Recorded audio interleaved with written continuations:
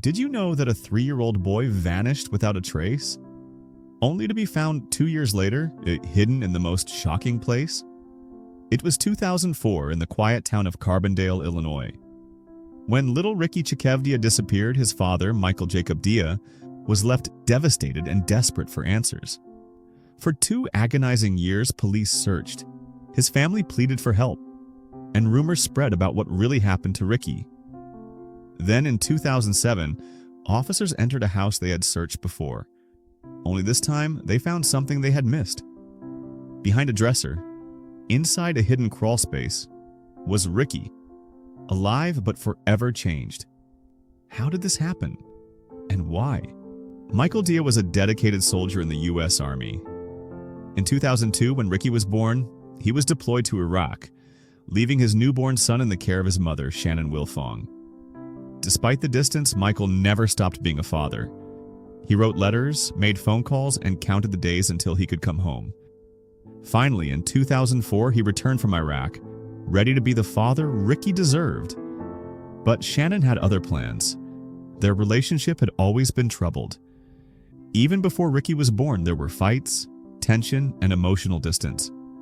They had tried to co-parent, but it was far from peaceful. Ricky loved both his parents, but it was obvious he was closest to his dad. Michael spent every moment he could with Ricky, taking him to parks, teaching him to ride a bike, and showering him with love. But Shannon? She seemed distant. She loved Ricky in her own way, but she didn't show the same warmth as Michael. And then, out of nowhere, she cut Michael out of Ricky's life completely. Michael was heartbroken. His son had been ripped away from him, and he had no idea why. He filed for custody, determined to fight for Ricky in court. A judge scheduled a custody hearing, but Shannon never showed up, and then she vanished, along with Ricky. Michael was terrified. Where was his son? He contacted the police, who immediately launched an investigation. At first, detectives suspected Shannon had taken Ricky to avoid the custody battle. An arrest warrant was issued, but despite their efforts, they couldn't find her. Meanwhile, Michael refused to give up.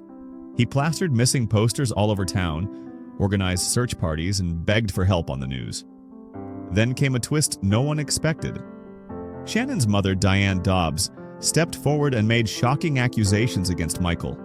She claimed he was an abusive father and that Shannon had fled to protect Ricky. Diane even handed out handwritten flyers telling people not to believe Michael. She spread vicious rumors about him at his church, trying to turn the community against him. But here's the truth. Michael had never been accused of abuse before. He had no criminal record. There was zero evidence to support Diane's claims. Still, the damage was done. Rumors spread. People began doubting Michael. And the search for Ricky? It lost momentum. For 2 long years, there were no leads, no answers, just silence. Then, in 2007, police got an anonymous tip that changed everything. The tip led them back to Diane's house, the same house they had searched before. At first, they didn't find anything unusual, but then, in a small, cluttered bedroom, something felt off. A dresser positioned strangely against a wall. When officers pulled it away, they found a hidden crawl space. And inside, Ricky and Shannon. Ricky, now 5 years old, was pale, thin, and terrified. Shannon, shaking, didn't fight back as she was led out of the house. But what happened next shattered everyone's hearts. As soon as Ricky stepped outside, he started running in circles, laughing and shouting. It was as if he hadn't felt sunlight in years. Shannon was arrested for felony child abduction, and Diane was charged for helping hide Ricky.